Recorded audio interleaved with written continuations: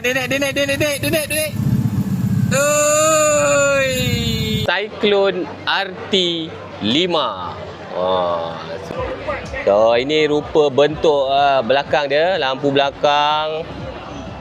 Dikuasakan dengan enjin satu silinder 247cc yang mampu menghasilkan kuasa sekitar 26 HP.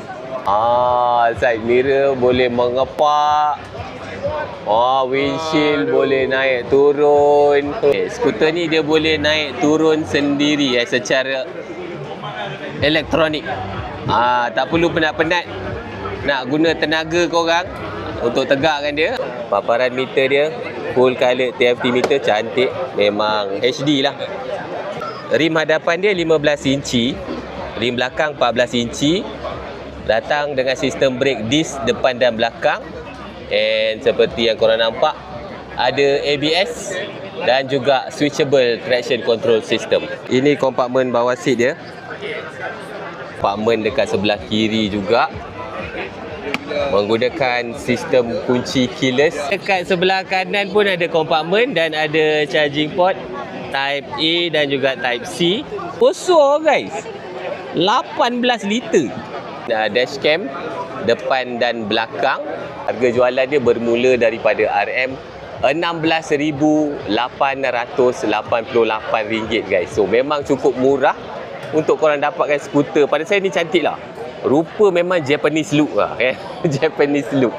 Tapi yang menarik guys, ada lagi satu yang menarik kat sebelah ni guys. Cyclone RT2S. Dari segi specs, dia lebih kurang sama je. Enjin dia 247cc, 26 HP, sama.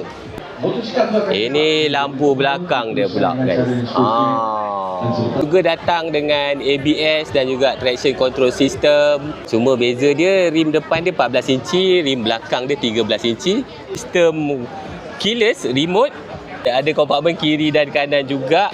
Paparan meter dia pun full color TFT. Petrol dia kecil sikit, 12.6 liter. Kompartmen dia pada saya lebih kurang sama saja saiz dia. Lagi satu, dia tak adalah side mirror auto kepak-kepak macam kat RT5 tadi. And dia punya windshield dia pun tak bergerak secara elektronik. Korang kena naik dan turunkan dia secara manual. Harga dia bermula daripada RM13,888 sahaja. RM3,000 lagi murah daripada RT5 ni. RT5 ni handsome, tapi yang ini sama padu, cuma package dia je rendah sikit.